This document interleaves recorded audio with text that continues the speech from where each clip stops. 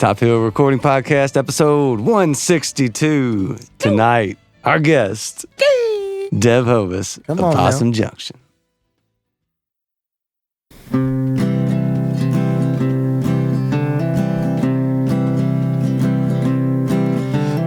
drowning in that whiskey bottle, trying to ease my mind. Ever since my baby left me, there ain't been no peace to find. All the sleepless nights that got me here behind the loaded gun. Couldn't bear a life without her now. I'm on the run.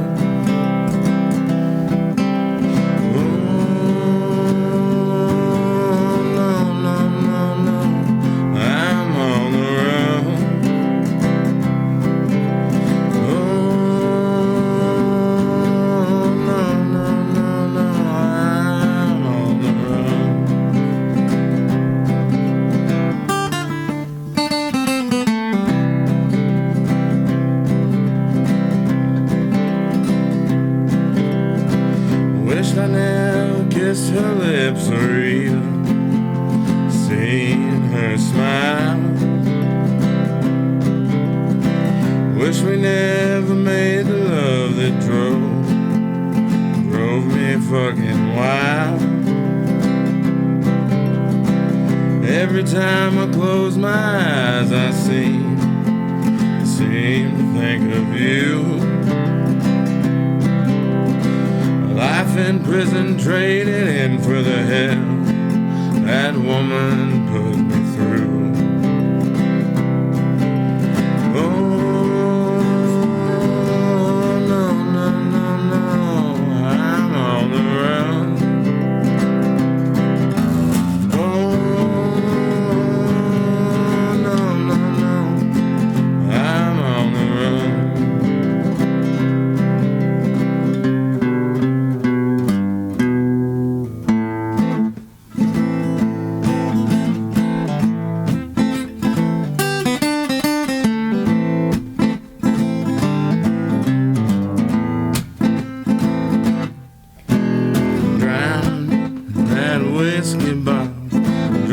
Myself blind, loading up that pistol now, ease my troubled mind. Lord, forgive me as I stand behind this loaded gun. I wished her well, I sent her to hell.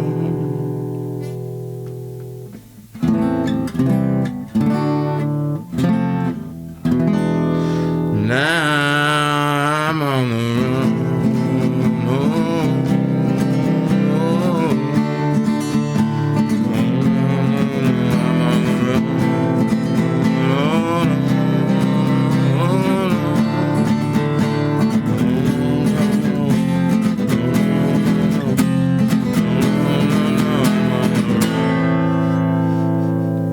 Yeah, man. Yeah. Thank you, fellas. Yes, sir, man. Pick up that mic and that bourbon. Have a drink, man. Thank you, fellas. Spaghetti Thank Western meets murder ballad. No kidding. That's what I'm Interesting, saying. huh? I feel familiar about something else I got like that. You know. So that was that we recorded that song a couple years ago. It's called On the Run. So if you can find it on YouTube and stuff, but if you look it up, it's way different than that. I arranged that for this show last night. Wow. Because one of my guys that was going to be here with me, Josh, the bass player, he got sick. He's down with something, and I was Down like, with the man, you know, sickness. because it's a big, fast, like upbeat thing, you know. And I was like, well, it's going to be just me, so and I was like, let's do something like cowboy, you know, something to accompany the bourbon in a way. So. Dude, you definitely took a left turn at Albuquerque there at the end. I was like, what the? Where did we go? It was awesome. Yeah, It was thank cool, you. man. Very, very, very cool. So I guess the first thing, Scott, Scott T. Smith joining me tonight, man. Welcome. Welcome. This is just a normal day. What are you talking about? This is a good day. Episode 126, baby. 162. 162. We almost. Don't tell nobody I got dyslexia. That's okay. I'm the editor. Okay. I can fix everything. I've heard that a few times lately, but you can't fool. All right, man. So we're having a little Old Forester 100 for the second week in a row, but this is like the Brad's go-to. So, cheers, Brad. We miss you, buddy. Hundo poof. But hey, cheers. Good stuff. Good stuff. So yeah, man. Cheers. I guess Deb, take us back to the earliest memories you got. Just kind of tell us about the earliest memories of music and when you knew it was going to be something that you wanted to do and keep in your life. Well, it's a weird story. We like weird stories It here. gets a little weird there, but I was fortunate enough. I come from a very modest family. We didn't have a lot of money, but we had a lot of love and hung out together. And there was a big age gap between my siblings and me. How big? Well, my brother that's closest to me is 11 years older than I am. Closest to you? Oh, Is wow. 11 years older same than story. I am. 12 So, years. my mom, Yeah, 12 years. Closest. my mom had her tubes tied and stuff after Carl was born, and she got pregnant with me 11 years later. So, Miracle, baby. my parents were definitely like, what the hell? Their youngest was 11. They were home free. The other two were like 17 and 15, on deck babysitters. Sounds But, like a doctor stole your mama's money. Yeah. I did the surgery. I did the surgery for sure. But That's wild, man. You're 12, 11. That just, does something to you. yeah. I've got old kids now, but I couldn't imagine starting over.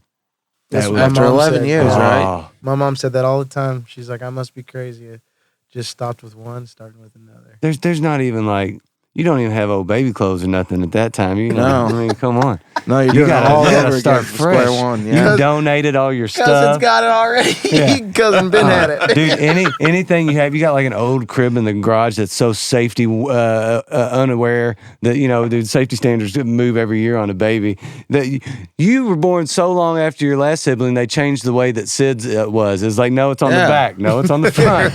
No, it's on the back. So leave on the front. No, man, diapers are cool. You got to use diapers. Yeah. Well, no, we use cloth. They wrap. spend health mandates. There wasn't no diapers.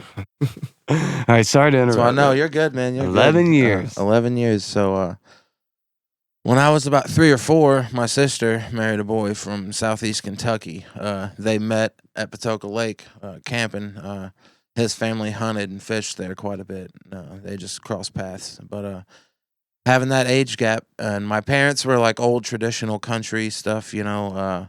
My dad was a huge Ronnie Millsap, Conway Twitty. Conway. My mom was voice, like, man. my mom was Hello, like darling. Bill Anderson, whispering Bill Anderson, and Loretta Lynn and Dolly, of course. And then I had an uncle that lived with us, and he was all like Marty Robbins and Western cowboy music, And I had my 2 older brothers. They had very different taste in music, but my oldest brother, he was into metal. Like Pantera, Metallica, Megadeth, shit like This is that. the right era to come up in if you wanted Yeah. to be metal, man. Yeah, and my other brother Carl, he was like old school hip hop, like NWA, Bone Thugs and Harmony, a lot of Bone Thugs and Harmony Yeah. and stuff like that. So where my sister married that boy, his family was all gospel, traditional bluegrass. So I was fortunate enough to have been like exposed to all this music. You got a ton of different little. Because I pockets. feel like, no matter what music you love to play or what resonates with you to play or what, listen to or whatever, you cheat yourself out if you don't listen because there's so much good music out there. Oh yeah. With today's technology and everything, we literally have fucking access to Oh. all of it. Yeah. Literally all of it. All the music that's out there, Like there's some, I don't know, if y'all familiar with Lucille Bogut? No. She's an artist from the 30s, man, an African American artist, and she does some it's raunchy. Ooh. Oh, I think I've heard of my her. girl just played this for me, I and think- she's calling like- herself all kinds of Yeah, dude, calls she herself puts out Cardi her B to name. shame. I gotta And- check this out. Oh, it's She amazing. talking, What? she talking about giving it to you till the cows come home is her famous Yeah, song. till the cows Until come the- home, till and, the cows come and it's home. like every raunchy term you can think of, Hey, she see, throws I it in didn't there, know. and to the fact that if you look at the whole music in general from that era. You know what I mean? That stuff just wasn't there, and I don't know, that's like a big statement of like, I think the art itself, that, you know, it resonates with you. You don't give a shit what the norm is. You know what I mean? Because I mean, you know, the societal standards were all around crazy back then. You know what I mean? Well, that kind of speaks to what you're talking about with, you know, not being stuck on a genre and having so many influences, and also kind of understanding that all of it at the base is music. It you know, it's created from nothing, which is crazy to me. And like you also said, to have access to that at the end of our fingertips at any time and be able to get into the library of sound, it's amazing. Like, to think of what you used to have to do to listen to music. And I think maybe it's kind of changed the game to where if you love the art form or the audio, or an audio file, maybe I wonder if that happens as much anymore, because maybe sometimes so much access makes it too easy, so you don't search. Maybe you stop giving up the search for the vinyl or for the old, you know, because I just remember, like, me and Bryce Wilhite back in the day, I think we closed NRM because of our ridiculousness. You But bring up Bryce, right? Bryce that's my boy. You bring up That's my dude. That's my right dude. now on Yeah. this show. Yeah. So Shout out to but my dude, boy. Yeah, Bryce. So we used to work at NRM my senior year of high school together. As a matter of fact, he got me the job. That's the only way I ever got a job. I only got a job with him if I knew somebody that worked there, because I wouldn't even try any other way. So Bryce and I just remember anytime we got our hands on something new, which we got our hands on a lot of music, feeling like we were in the know, and understanding what we were listening to, and being able to have that catalog of a corporation behind our back to be able to leaf through stuff that we would have never had access to prior to. You're stepping into that world. Yeah, you're in a world that's Yeah.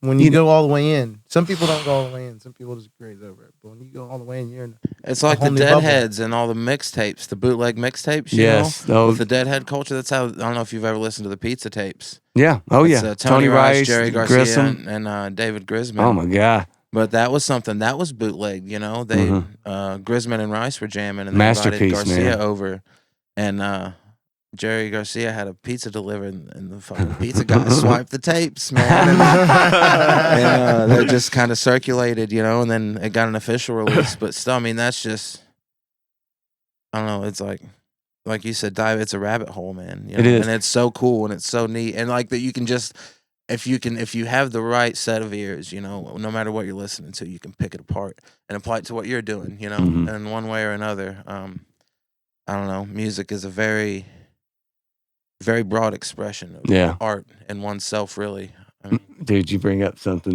that also took me back. I remember back in the day, and you guys may remember this, but it wasn't easy to get your hands on any type of mixtape, live recordings, bootleg, anything. You had to absolutely search or know somebody that could make you a taped copy.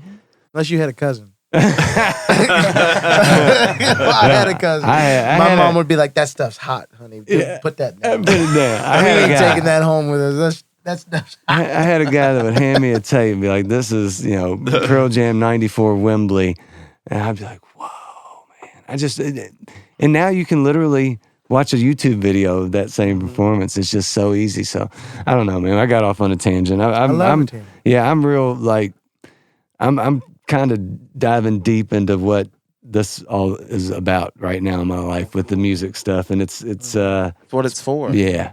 What is it about for you? Do you find yourself getting lost in all of your different influences, or do you feel yourself chained by the expression you've chosen for your music? Like it being what I heard, it felt like I was listening to the Steel Drivers meets Trampled meets, you know, just like a voice, just like the gang vocals, all that is just, it felt like a mix of not just one genre, but of like different expressions of how to make music too. I mean, and I kind of got off on a tangent too. That was I was kind of coming around back to it maybe. I don't know. Here we are. ADHD day, man. Hey. Squirrel. Just one big circle, okay? Welcome to the podcast. I got into my brother's. My brother had a 72 station wagon, souped up. He had a had a big block in it, and like it was a drag racing thing. He called it the Dragon Wagon. I think I was 5 or 6 years old, and The Dragon Wagon. Yeah. You're dragging something, all right. The dragon wagon. I snuck in the damn thing, and I remember it clear as day. He had like a San Francisco 49er step up cheap little lunchbox, and it was full of cassette tapes, and there was a fucking purple one in there, man, and it was the Insane Clown Posse's Great Malenko. Oh God! And I became a juggalo, and I've been one ever since. I had a little Walkman cassette player that was hand me down, you know, and I snuck in my room and put this thing in. What the hell is this? You know? But it was, you know, out of everything I'd heard, I'd never heard anything like that, and just the whole, you know, which, you know, a lot of their fans get way into it, you know. Oh yeah. The whole like they have an art form and a whatever they do, you know what I mean? It's like their form of expression is like nobody else's. I've seen it. It's so that nuts. was like that inspired me to start writing, and I would, you know, I wrote poetry, and I wrote some, you know, little raps back in the day for my little ass, you know. If I could find them now, they probably weren't very good. But, I still remember mine. I wrote a rap. They had a song on one of their albums that was like an adaptation from an Edgar Allan Poe story, The Telltale Heart. Oh. And that brought me to, you know, Edgar Allan Poe, and that's where I got into poetry. But, you know, when I got to be a teenager, man, I got real into metal. You know, it goes back to, you know, my oldest brother. Yeah. And I started that, cut my teeth playing thrash metal, a lot of Pantera and stuff like that. Played that for like a long time. Then took a hiatus from music in general, just, you know, the way life goes. And then always bluegrass had always been around, you know. I'd always been a favorite art form of mine, you know, and always, you know, jammed it no matter what was going on. And my nephew, which due to the age gap, my sister's Oh yeah, your kids are nephew's like your age, right? yeah, brother, we grew up more like brothers than like uncle and nephew, you know what I mean? They're super respectful. They're cool. They still call me Uncle Devin and shit, you know what I mean? I'm like, you're 3 years younger than me. Stop, you know? they Just buy me a insist beer. upon it, but Unk bro and Neff bro is what we call yeah. Oh, bro, that bro. my one of my nephews, Jake, he was like, hey man, check this dude out, and he showed me Childers and Coulter Wall. This is probably been 7-8 years ago now. And Time's that passing.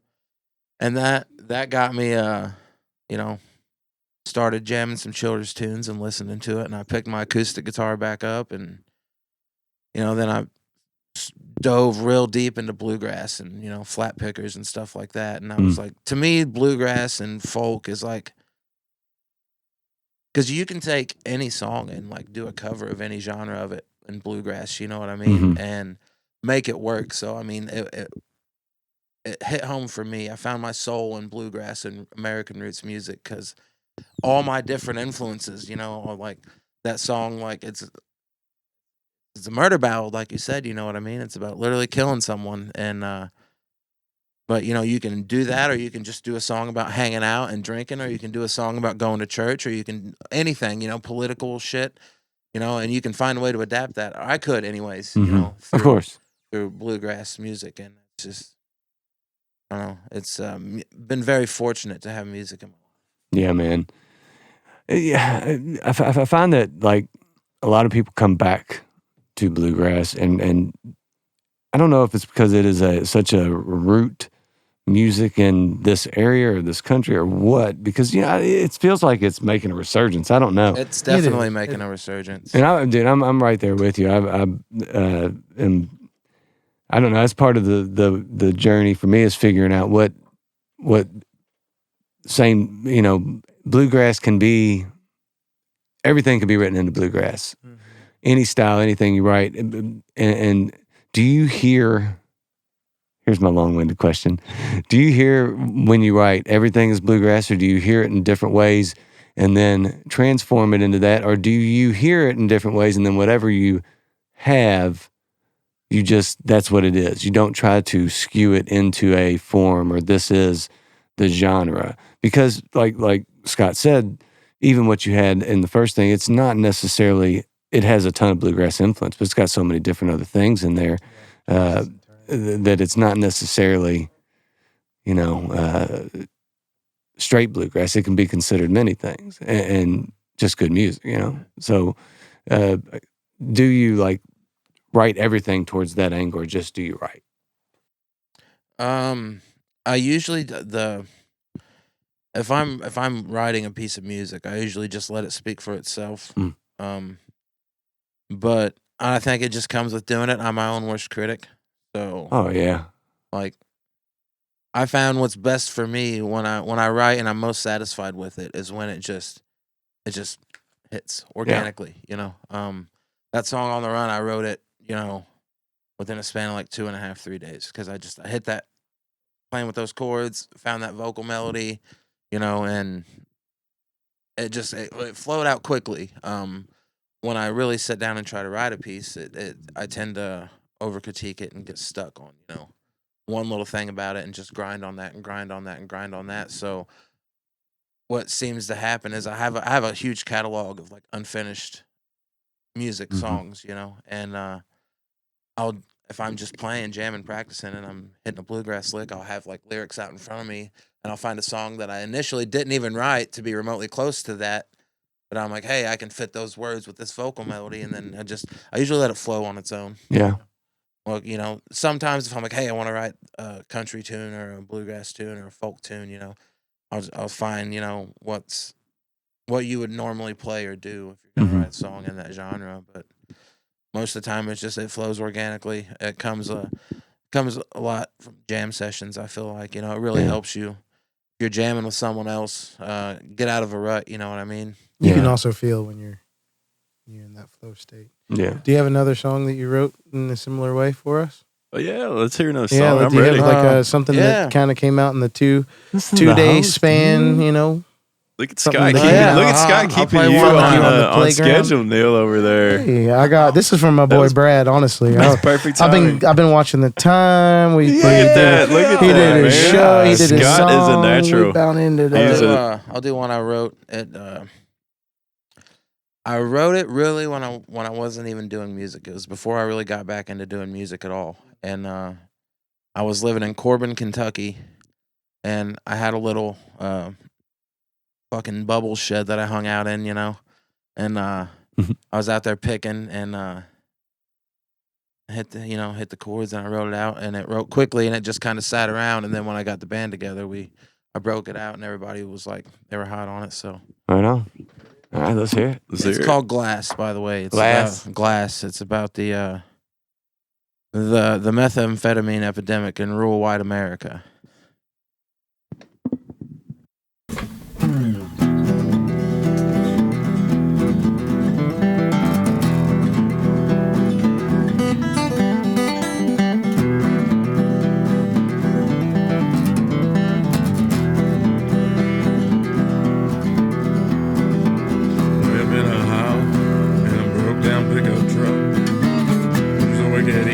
Got the world down on the floor. Ain't no kind of moonshine, ain't no homegrown wheat. Those damn blue collar tweakers cooking high speed chicken feet. Breathing in now deeper, let that reaper take your soul. Grab you by the hand, let you know it's time to roll. To the other side, never bring you back. Leave you all alone with that old monkey on your back.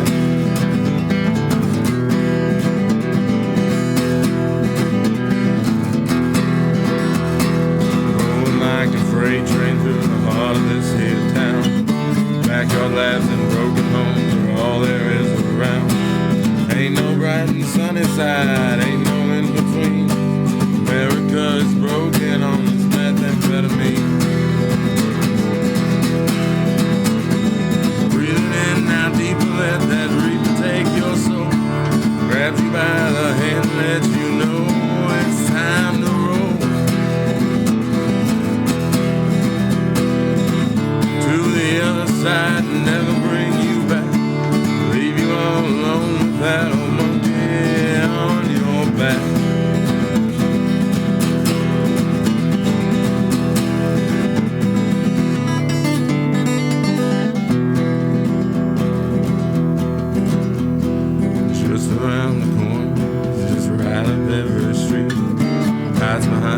sunken eyes and smiles without no teeth. Ain't no bright and sunny side to this here death machine. We're victims of the cancer we call methamphetamine.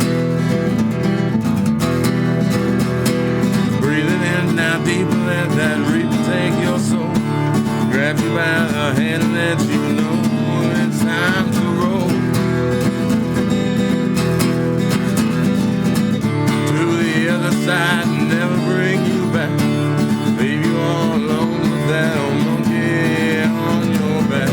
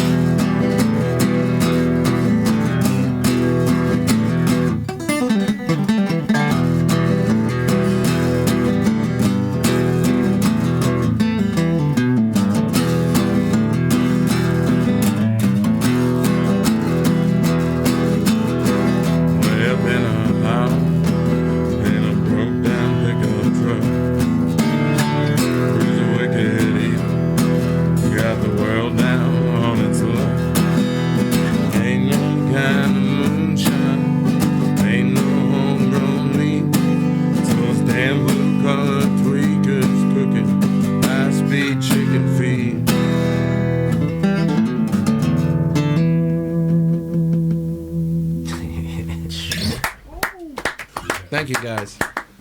Good job, man. Thank you. Whew, that's heavy. Yeah, have you heard the song Deep. Meth Head by Ian No? Ian, no? Ian No. I have not. He, I'll check it out. he shares an honest view just like you do, but just a lot more less sympathetic for those partaking. He's Ooh. from the country. He's Oh, he's done tired of it. really? Yee. Ooh, I bet that's He's probably had- scathing. Well, he's probably had his copper stolen one too many times. I'm like, Yeah, you'll have that. It only takes once for you to get upset about it. That's all I'm saying. Who needs air conditioning? So you grew up in the country. You live in the country now? Yeah, man. I live like, you know where Patoka Lake is? You ever been out that way? No. Where is it It's exactly? It's Indiana. Yeah. How far is that from here? about an hour and a half, 2 hours. Okay. Is it towards Owensboro? No, it's so from here you would get on 64 west towards St. Louis Oh, okay. and French Lick. Okay. Oh, okay. okay. Yeah, Okay. yeah. I was trying to think of like somewhere definitely. That'll do it. No, Oh, French yeah. Lick. You know where you can. But go it's up the in. second largest man-made lake in Indiana. Okay. And it's huge. It spans like 3 counties. No shit. Yeah. Damn. Yeah, I'm like a quarter of a mile from it. Out just surrounded by Hoosier National Forest. Nice. All right, Yeah. you guys. It is. I enjoy it. Flip to the back of the book for the questions Hit me from with it. Brad. Hit me with it. All right.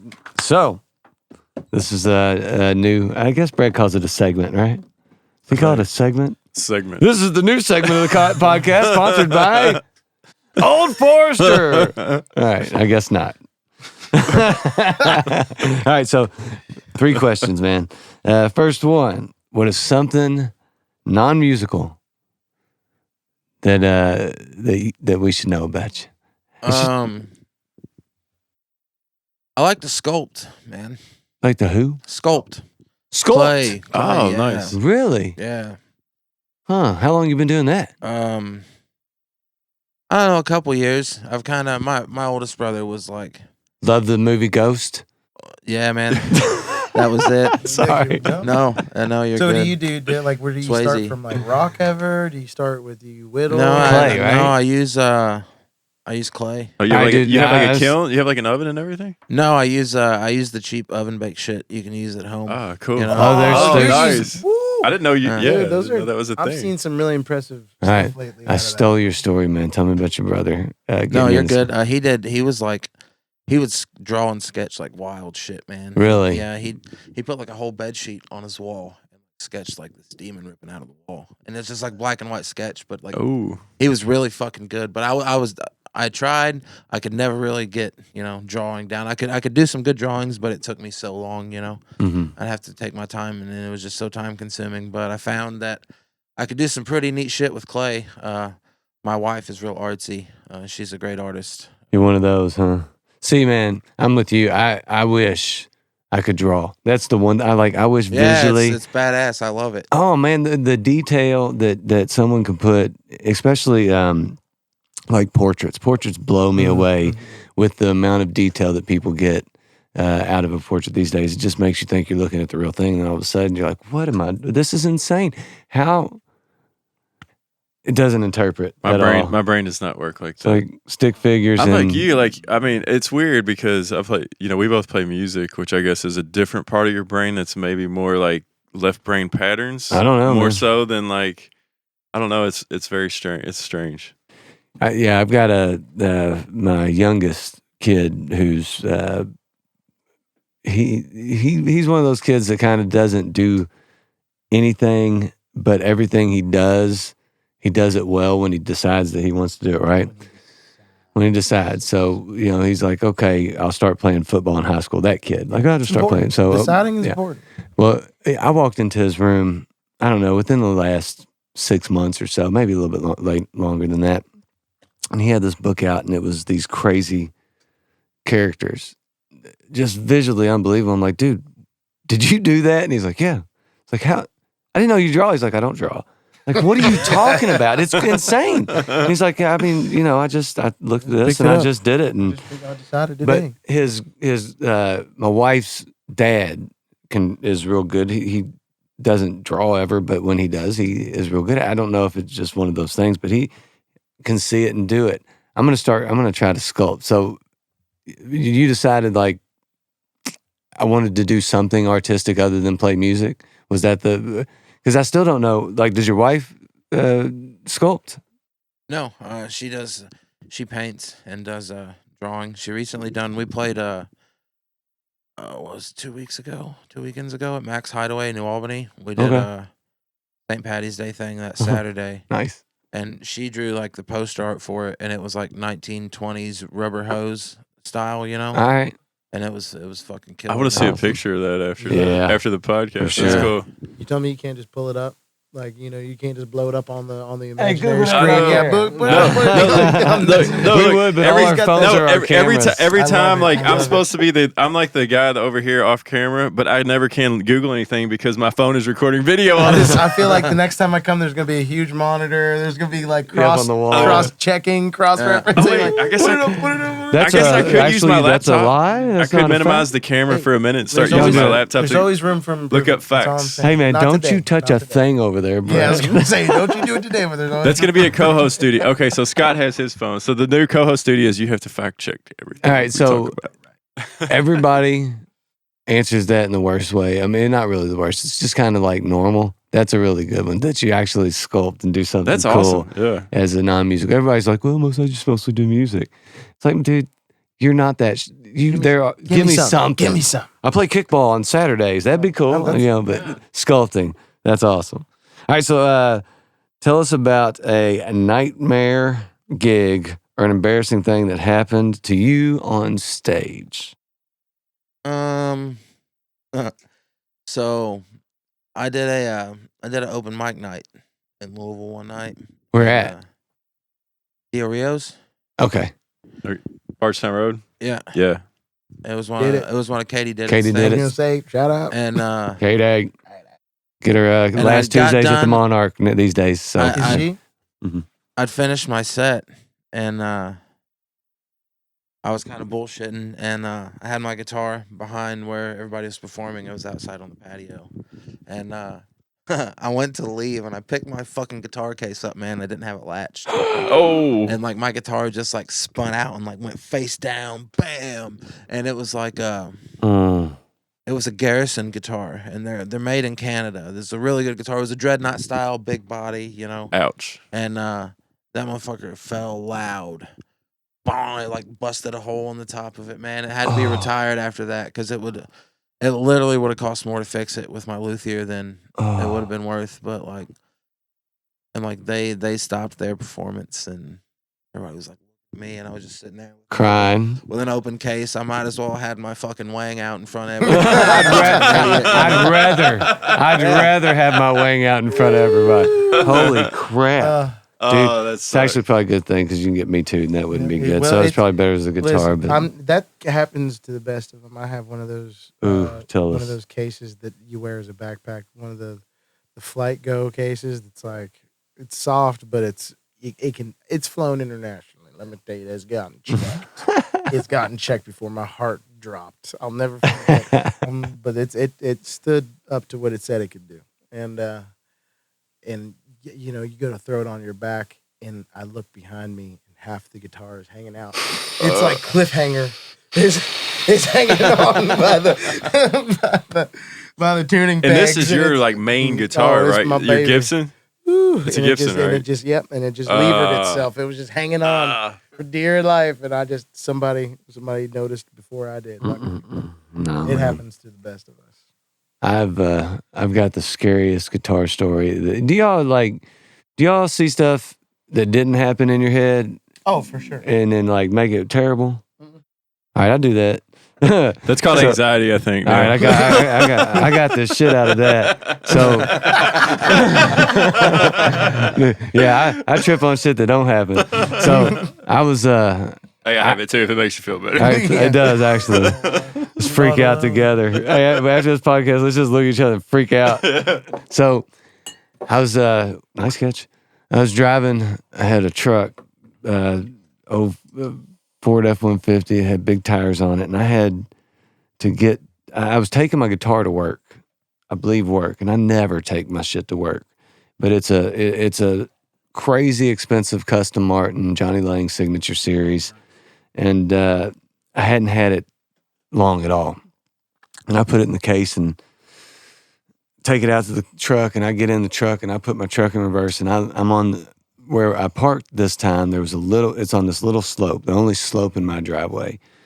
And I put it in reverse and I start going, I'm just sliding. I'm like, what is that? So I put it in park and I get out, and I had ran over my case right on the edge of it, but it didn't run over. It slid down that hill because I was on that slope. So the guitar was untouched, but I freaked out. You knew it was fucking I was busted I was like, dude, this guitar is done. I'm done. I'm calling in for the rest of the week because I'm going to be sick. I don't know like what I'm going to do because this thing. So fortunately, the case busted. I had to duct tape the case off, but the guitar was fine. Your first guitar did fall and break, right? Yeah, I broke that neck, and then Oh my God. I'm not even going to talk about it. I can't even bring it let's up. not cry. I can't even bring up my story. I tell you right now. But anyway, we all feel you. Oh, sorry, guys. We've all appreciate it, busted fellas. a damn guitar it. that meant a lot to I'm us. thinking of other ones right now. I'm thinking, oh, dude, I got bad ones. And All right, my let's very listen. first electric, man, was like got some fucking battle wounds. It's not even like playable right now. Uh, And I know was a like, guy. I was 14 and lied on an application at a local pub to get a job to wash dishes and cook and shit. And I turned out to be all right at it. So he was like, you know what? I can't hire you because you're too young, but I'll pay you under the table until you can. Because I was Sweet. going to be 15 in like 2 months, you know. And he paid me under the table, and I saved up, and I got a Dean Razorback nice. and played the shit out of it, man. But it's just like it's got like a lag bolt Uh-huh. on the back. It don't have like the Mhm. original screw or anything.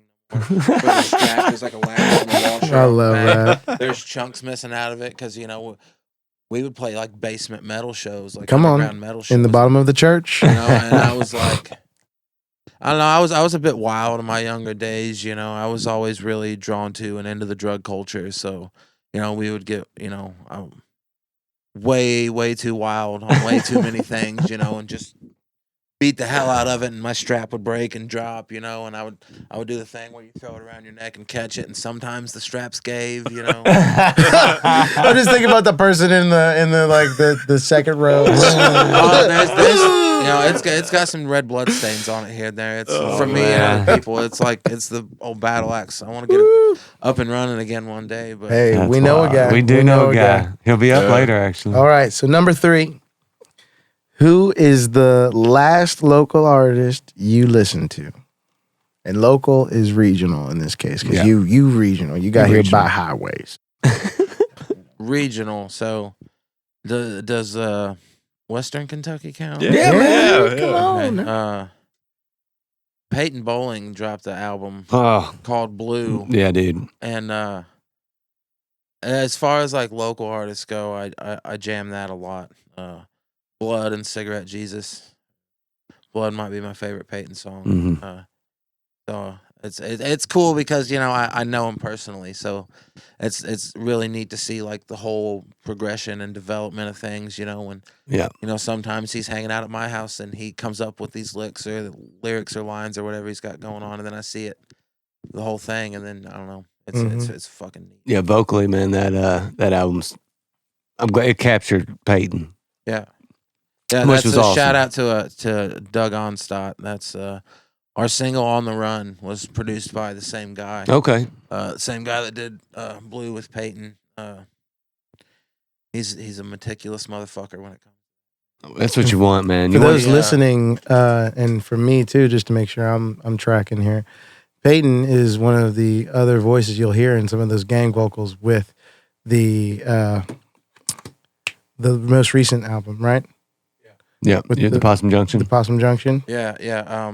You can hear him for "On the Run." He does gang vocals and dobro, and then we did a live album at Radio Artifact in Cincinnati, and he went up there and did that with us. Nice.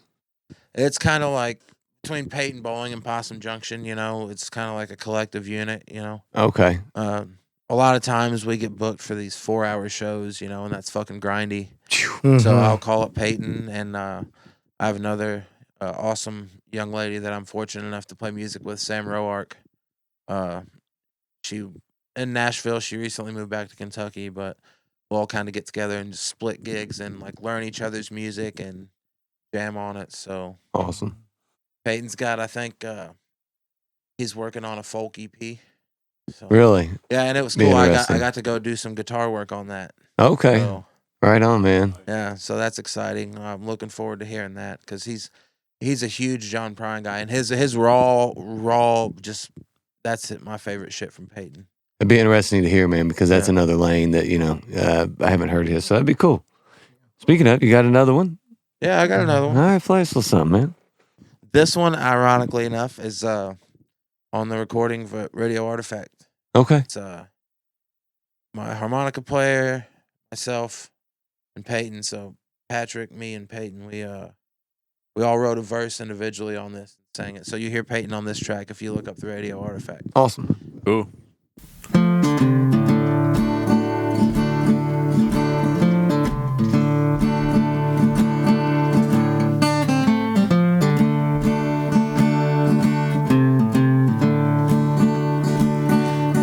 I ain't cheating, I ain't faithful. I get lonely, I get able. I ain't proud of the things that I do, the things I say, the way I am. I'm in a world of temptation, little lies, pretty faces. I ain't trying to make excuses,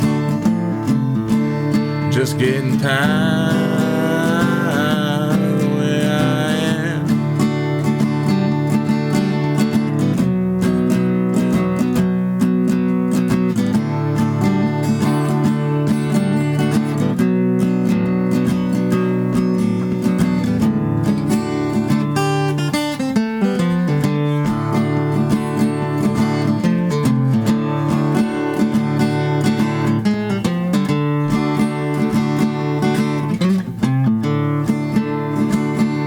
I've been baptized in the bourbon, liquor drowned all the hurt. But knowing to the end that Tanqueray putting me down around the leg. Don't give a damn about no reputation. Just getting tired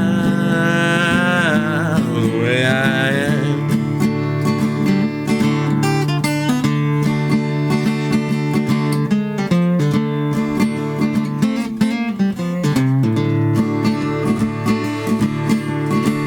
Told my baby I quit the bottle, no telling how many times.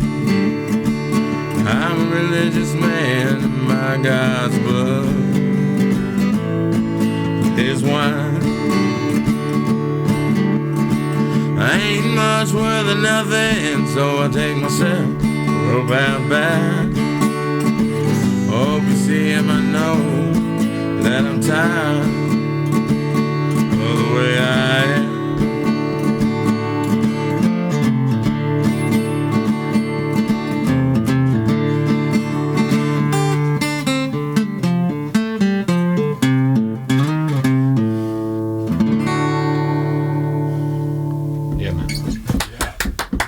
Thank you, boys. Good job. Shit, I couldn't tell. Go telling on yourself. Yeah, no kidding, man. No, nobody knows. What was the name of that one more time? The Way I Am. Well, Yeah. Patrick Van Winkle wrote the first verse. I took the second, and Peyton wrote the third. Right on, man. So, what does your writing process look like these days? Are you continuously writing? Honestly, like I said earlier, when I write a song, it typically just something.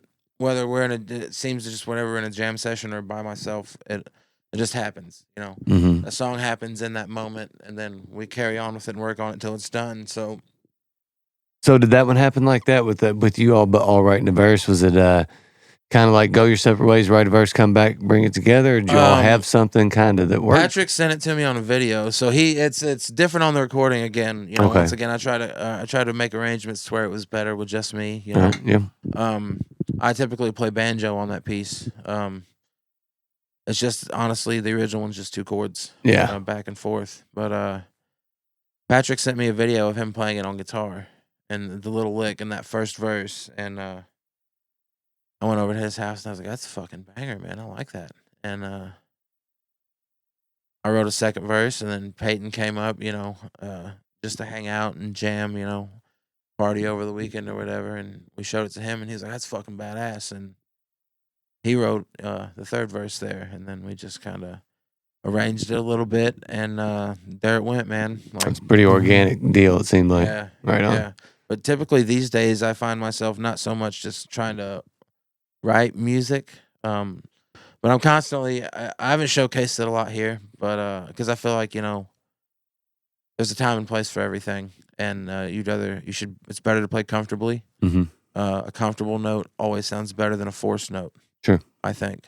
But I'm constantly working on my playing and craft and understanding of music theory and knowledge and all that. You know, I sit out in my little area. I've got a desk out in the garage, and I'm constantly running over licks and learning those old, you know, fiddle tunes like Billy in the Low Ground, Oh, yeah. Beaumont Rag, shit like that. Oh, you know, yeah, man. Just constantly running over it over and over again until it becomes like second nature muscle memory. Love it. If you want to do like Doc Watson, Billy Strings type shit, that's what it takes, you know? Oh, yeah. It's the time on the fretboard. You got to spend that time on the fretboard. 100%. You got it. I have a... Neil knows that. Yeah, well, my kid recently, my youngest, who's always around, he's like, I think I was playing Beaumont, and he said, "Man, I used to hate that song.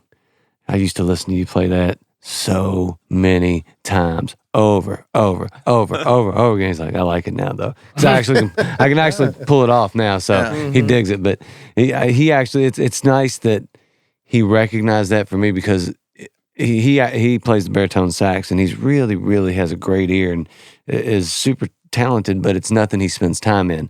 So for him to see me work to get something and then acknowledge it and understand that it took those, like you said, time on the fretboard, dude. Yeah, man. Especially when it comes to fiddle tunes and things like that, it just boils down to over, repeat. You have to love it. But It bothers us ear players. It bothers us. Yeah. well, yeah, Like, and because like that's everything that you need, mm-hmm. but your ear is constantly telling you that what you can do at that exact moment ain't it. Yeah. So stop. Well, And you have to, like, as an ear player, somebody who literally has just survived to this point because of my ear. that It is one of the things I'm proudest of saying is like I'm finally at 30 training myself to be able to like spend time on the fretboard. yeah. But I'm very, very similar. I think I probably took about 6 months total of lessons when I was 14, and everything else has been based on ear. And then having, like I said, I didn't learn the stuff I'm playing now, like the real fiddle tuney stuff, until I broke my foot and was forced to sit. I appreciate that story. It's true. I mean, it's like, dude, there was a time where, and this is during COVID, the first wave of, I guess, 2020, which I'm a mailman, so I broke my foot and I had to sit. Now I don't sit. I never sit. If I do, I fall asleep. So I just try to keep moving. So I had to would wake up and limp my ass into our dining room and watch or listen to like Billy Strings or listen to Doc Watson was my go-to of learning what am I supposed to be. This makes no sense to me to listen to because it's crazy. But if you listen enough and you start, everything boxes itself out. But on all of that, Victor Wooten is like a go-to Crazy. for me for Crazy good. the thing about Victor Wooten, though. If you don't know Victor Wooten, he's a bass player. I know Victor He's the Wooten. baddest man in the history of the and game. the Flecktones. Ray Insane. LaFleck, That's Future Man, unreal. all those guys.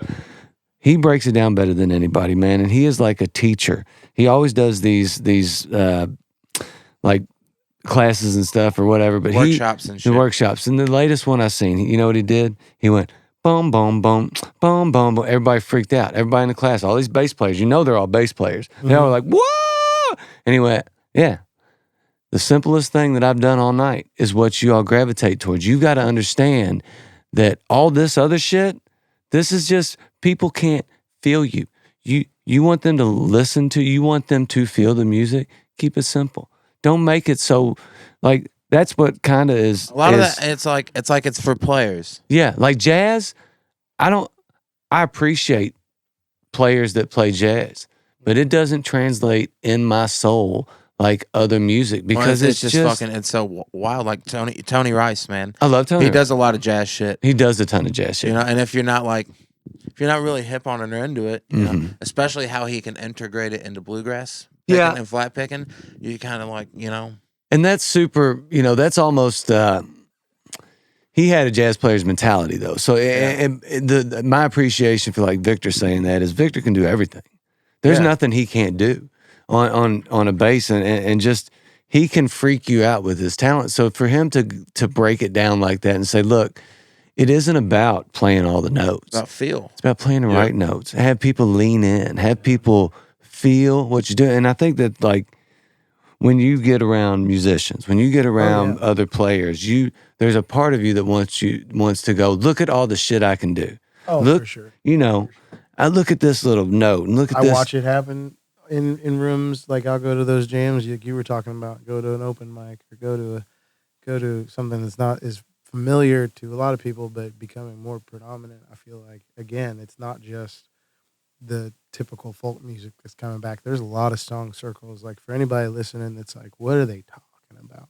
I didn't know any of this. Like I was one of those people that like bluegrass was not forced upon me. I sought bluegrass out.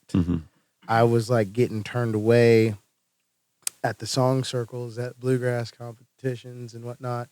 And then they realized, because I just was like leaning on the tree, they're like, this guy's not going anywhere. He's staying. He wants to. Maybe he needs to come over here, and it's, for me, it's this question of like, we have gotten to the point where everything on the internet feels like it's starting to corner itself off. It's almost like when you think about the last land grab, with the United States and everything, and it's like, everybody was running around putting their stakes in the ground, saying it was theirs, and it's like the internet's starting to almost feel boxed off these days. And so, like, whenever you go find something, like, let's talk about Jacob Collier. You know, I listened to his most recent post, and it's him with about 30,000 people, like 20,000 people, and he's got all of them sectioned off with a note.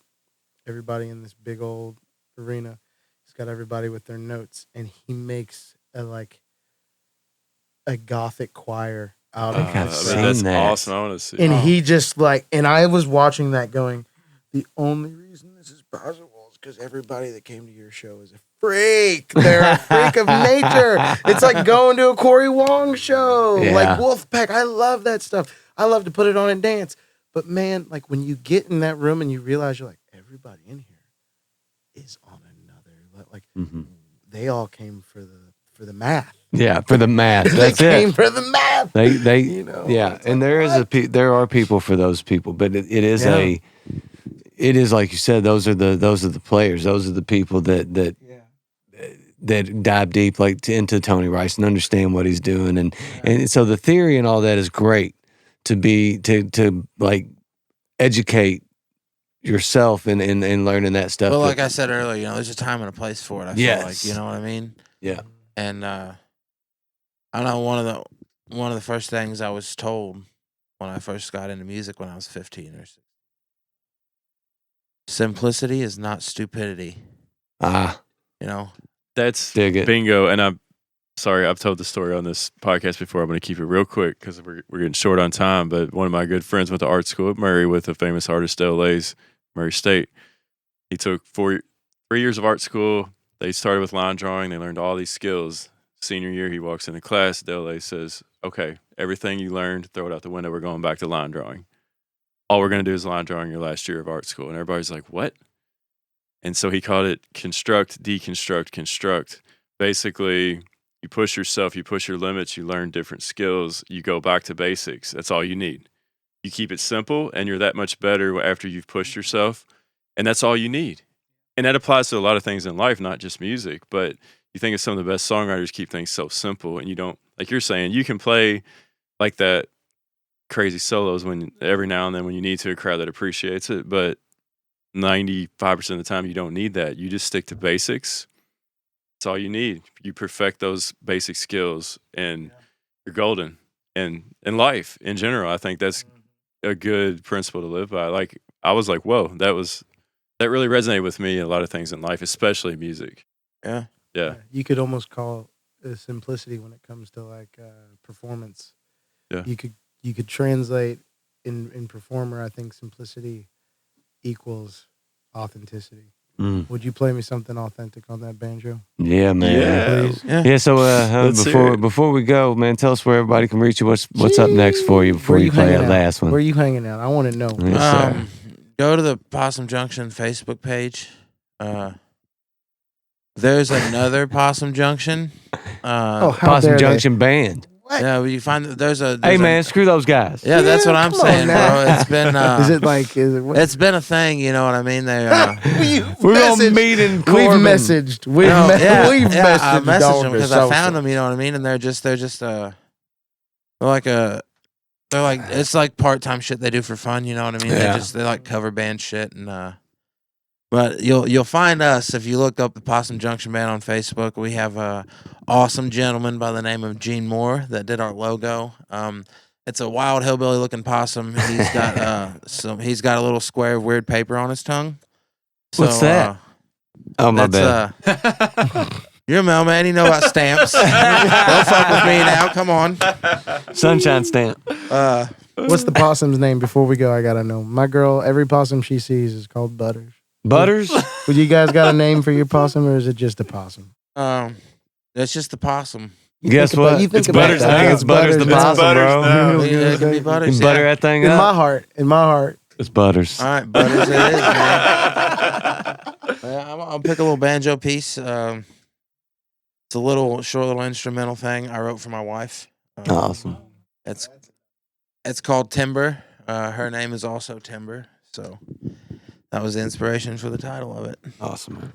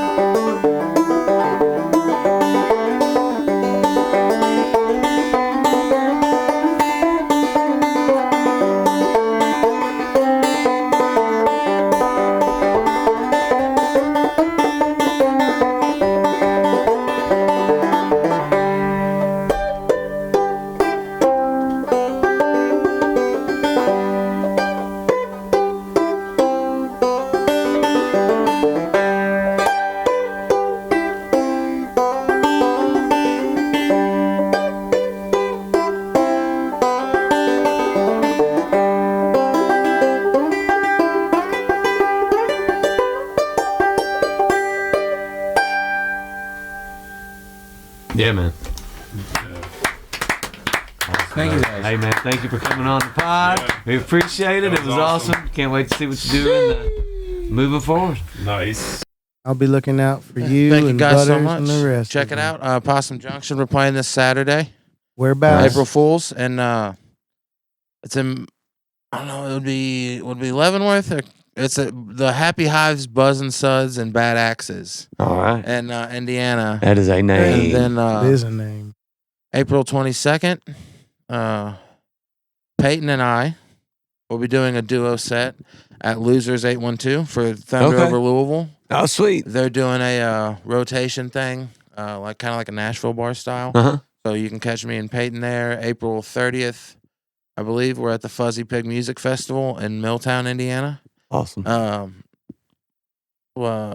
saw that. yeah, Doomgong's playing that festival too, I think, right? Yeah. Yeah. There's like 3 days of it. Yeah. We're the new guys on the block, so that's the first year they're doing Sunday. So they threw us on Sunday. So Sweet.